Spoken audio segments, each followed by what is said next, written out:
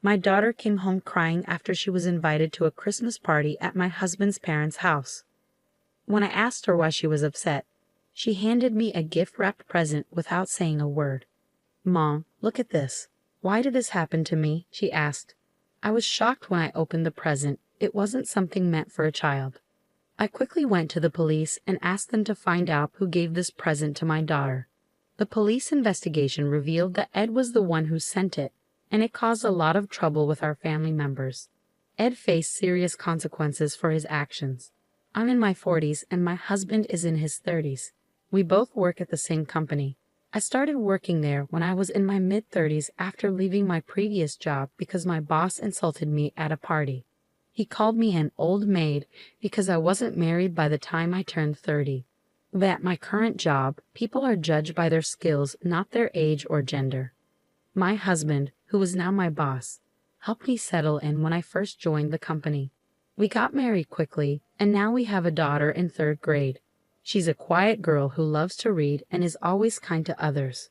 My husband's sister is quite troublesome, and we don't get along well.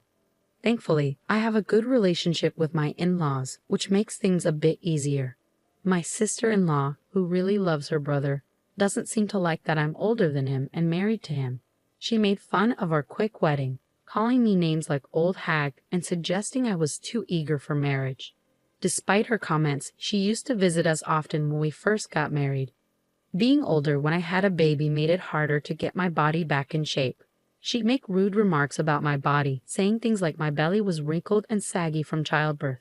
She even joked that it would droop to the floor. She said I'd probably go gray from the stress of having a baby. Every time she left, she'd make mean comments about me getting dumped by her brother as I aged. I try to brush off her hurtful words, but it's hard not to feel bad about being older than my husband. I distract myself to avoid thinking about it too much, but her laughter still echoes in my mind sometimes. Shortly before I was due to give birth, my sister-in-law's pregnancy was revealed, and she also had a quick wedding. It seemed like she didn't care about anyone else's feelings. After that, she stopped visiting us, and we didn't see each other much because she moved to another city to live with my in-laws after getting married. I was relieved not to have to deal with her sarcastic comments anymore, and I could focus on getting ready for my baby's arrival. When I finally gave birth to a healthy baby girl, it was a bit tough, and it took some time. But my husband was by my side the whole time, holding my hand and cheering me on. When we heard our daughter cry for the first time in the delivery room, my husband thanked me and said, "You did great." We both cried tears of joy together. 7 months after our daughter was born, my sister-in-law had a baby boy. Then she started coming to our house, even though it was a long drive for her. She'd make mean comments to me, comparing our children. She'd say things like, "It's obvious that a kid born to an older mom would have a wrinkled face. My kid's skin is so smooth, isn't it?" The age of the mother at birth really affects the child. I didn't know how to respond to her hurtful words. I was too busy dealing with the challenges of being a new parent to pay much attention to her. The problem was, she never brought any baby supplies with her when she visited. She'd come without spare diapers or formula, and then take a bunch home, saying she didn't want to run out. She'd even take unopened formula with her, like it was normal. I couldn't understand why she would insult me and then take things from our house. But then she stopped coming. My husband said that her husband's job required them to move to a different state. We enjoyed some peaceful times until our daughter started elementary school and found out her cousin, my sister-in-law's son, was also enrolled there. We moved back here because of my husband's job transfer. That's when I knew my peace was over. Even though my daughter and her cousin had different parents, they got along really well. My daughter, who was older and very sincere and kind, looked after her cousin. He, on the other hand, was very popular and had lots of friends. When they both reached the 3rd grade, they ended up in the same class. One day, my daughter won an award for a reading reflection she wrote for a summer project. It was so good that it even got published in the newspaper. The whole family and relatives were talking about it. During a break between school terms, we were visiting my in-laws. This time, maybe because they heard about my daughter's award, some relatives were there who usually didn't get together. But my sister-in-law wasn't happy that our family was getting so much attention. She complained, saying, "It's not fair. That book was supposed to be for my son, but your daughter took it." The truth was, they had just swapped books. they couldn't decide which book they wanted to read, so they agreed to swap after finishing. After they both finished reading both books, they talked about it and decided together which book report to write. My nephew liked the book my daughter read first, so she let him have it. When I explained the situation to my sister-in-law, she accused me of writing the award-winning reflection for my daughter. I used to write novels as a hobby in college, something she must have heard from my husband. Unbeknownst to me, she started spreading rumors among the parents at school, saying I had a connection with one of the judges and asked for a favor for my daughter's writing competition. My daughter heard these rumors and became really upset. She even stopped reading her favorite books, feeling downcast. Seeing my daughter so upset, not just because of me, but also because she became the target of mean comments, I couldn't take it anymore. I wanted to talk to my in-laws about everything that had happened, but I first confessed everything to my husband. It was the first time I told him about all the things his sister had done to me since we got married. She even took clothes I bought for my daughter when she was a baby, saying babies couldn't tell the difference between boys' and girls' clothes. She also insulted me and called me fat when I was pregnant, saying I looked like a sumo wrestler and should try a sumo stomp. My husband was furious, rightfully so, and he said it's not something to say to a pregnant woman. He called his sister's actions theft. He decided we should share everything with his parents, and he would be the one to tell them. So my husband and his parents went to my sister-in-law's house together. She was surprised to see them, but happy to see her beloved older brother. However, she ended up getting a harsh lecture from him and started to resent me even more. "You snitched to my favorite brother, you old hag. Acting like a tragic heroine must feel good, right? It's the worst for me, though. Take responsibility, you old ma," she said. At first, I thought she might be calling to apologize, but it turned out she just wanted to vent her anger at me. So I stopped answering her calls and let them go to voicemail. After about 2 weeks, the calls stopped, and I thought she had lost interest since I wasn't responding. But later, I found out that wasn't the case. In December, my in-laws organized a children's Christmas party for the first time. I was curious why they decided to do it this year. My daughter was thrilled to receive an invitation because she had fond memories of Christmas parties from her kindergarten days and was hoping her elementary school would have one too. However, her school didn't celebrate Christmas due to their policy on religious events. Why argue about religious reasons when Christmas has its own special meaning? I wondered, but apparently some parents had strong opinions about it. I told my daughter we could have our own celebration at home since we did that last year. She was excited about the party and enjoyed picking out a gift for the gift exchange. The invitation for the party asked us to bring a gift worth around $20, so my daughter and I spent some time shopping at a nearby mall to find the perfect present. She chose one of her favorite picture books to share her thoughts with whoever received it. On the day of the Christmas party, she carefully held the present she picked and happily headed to my in-laws. Their house is just a 10-minute bus ride away from the bus stop, which is only a minute's walk from our house. I let my mother-in-law know that my daughter was coming, and she offered to pick her up. 10 minutes later, my mother-in-law called to say that my daughter had arrived safely, and I finally felt at ease. But 30 minutes later, everything changed. I had expected my daughter to be enjoying the Christmas party by now, but suddenly I heard the front door open. It was a weekday and my husband was at work. I was working from home because my daughter was on winter break. The unexpected sound of the door opening alarmed me, so I rushed to the entrance only to find my daughter sitting on the floor crying. I asked her what happened, and she handed me a gift-wrapped bag. She said I would understand once I looked inside, so I opened it. Inside was a torn-up newspaper with my daughter's reading reflection printed on it, along with a message card. The card, written in red ink, said, "If you get too cocky, you and your family will end up like this stuffed animal." There were also patterns that looked like blood splatters. Digging further inside, I found a stuffed animal that had been torn to pieces and covered in red ink. It was too cruel to be a joke. There was no way my daughter would coincidentally receive such a gift. During the gift exchange, my daughter explained that my sister-in-law had prepared this special present for her. Even though we agreed as a family that adults shouldn't personally prepare gifts for the child-focused Christmas party, my sister-in-law was at my in-laws' house. I didn't accompany my daughter because of this agreement. However, my sister-in-law's presence caught me off guard. My mother-in-law would have informed me if she had known my sister-in-law was there, but she didn't notice her. "Didn't you tell Grandma?" my daughter asked. My mother-in-law had always encouraged us to let her know if her daughter did or said anything to us. I had also communicated this to my daughter. When I tried to tell my daughter what happened, my aunt interrupted and said she hadn't called for me. She explained that only children with a connection to missionary schools were allowed. My daughter asked, "What's a missionary school?" and I was speechless. Just this spring, one of our relatives had passed the entrance exam for a missionary school, which had become a big topic of conversation. My sister-in-law's son also attended a missionary kindergarten. My sister-in-law must have thought this topic would be a way to scold my daughter. I told my daughter to stay inside with the gift she received while I rushed to the police station alone. I argued that it was a serious threat, but the police suggested resolving the matter within the family. However, I insisted that threats can be valid even among family members or siblings.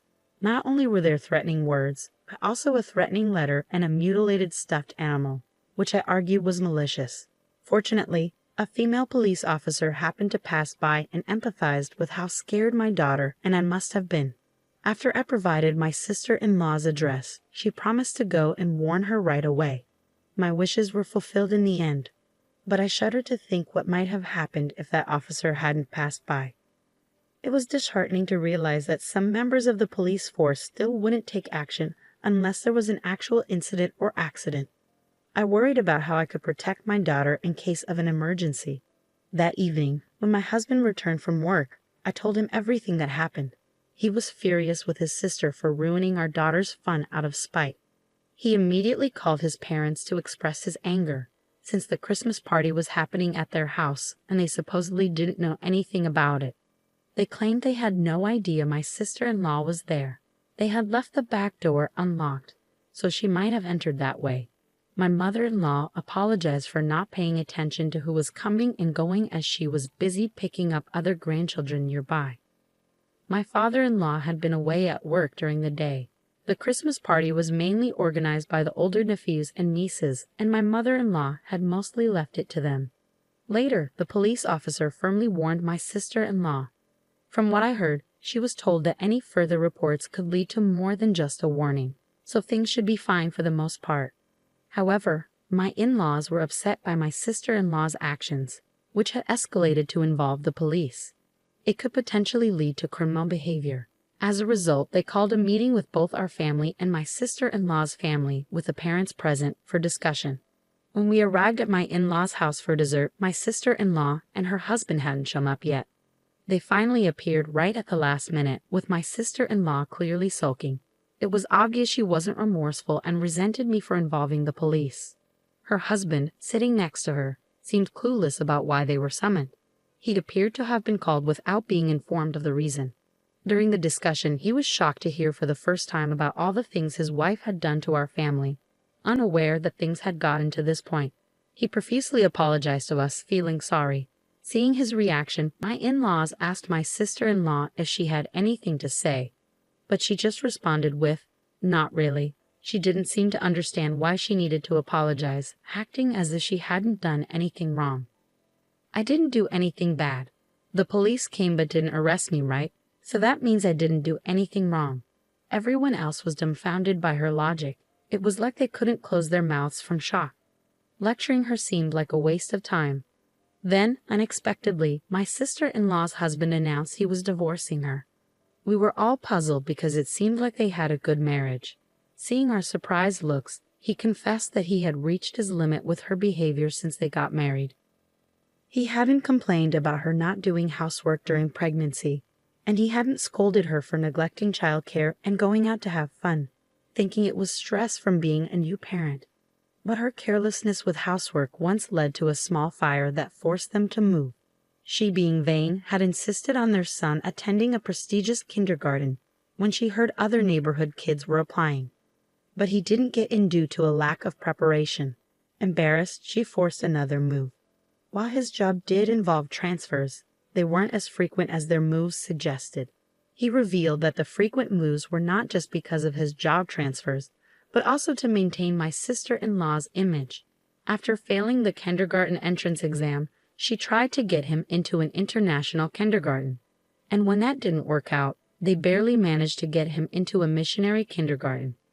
Choosing a public elementary school was only because their son wanted it, and my sister-in-law reluctantly agreed. After her husband supported their son's wishes, he feared their son would be sacrificed for her vanity and had been considering divorce already. With her harassment coming to light, he felt he had no other choice but to announce it now. My sister-in-law, somewhat aware of her actions, didn't dispute what he said but seemed taken aback by the divorce. "Wait, what do you mean divorce? You never showed any signs of this," she said, suddenly starting to apologize to us, thinking it would help. "It was just a joke, right? Just a little prank. I never thought you'd take it seriously," she insisted. "A joke? A prank? Those are things done among people who trust each other. My daughter knows all about what you've done to me. How could she take it as a joke? Moreover, that hostile message was too much for a third grader. Even adults would be scared to go outside if someone threatened them," I told her. Her husband criticized her, asking if she could say the same thing to her own child, and said her actions were unimaginable for a parent. Just because someone is a parent doesn't mean they have parental feelings. There are people who can't be real parents, and she is probably one of them, my husband said sternly, seeing her crying. Crying wouldn't fix anything at her age, and she needed to stop thinking tears would get her out of trouble, he added. She cried even more, insisting she did nothing wrong and wasn't to blame. "Why am I the only one being blamed? Is everyone ganging up on me?" she cried. "It's all because my brother married an older woman. My brother's wife should be smart, beautiful, and so on. Our marriage and her harassment are totally separate issues, right?" We already thought she was a bit off, but even my husband was astonished at her stupidity. I explained.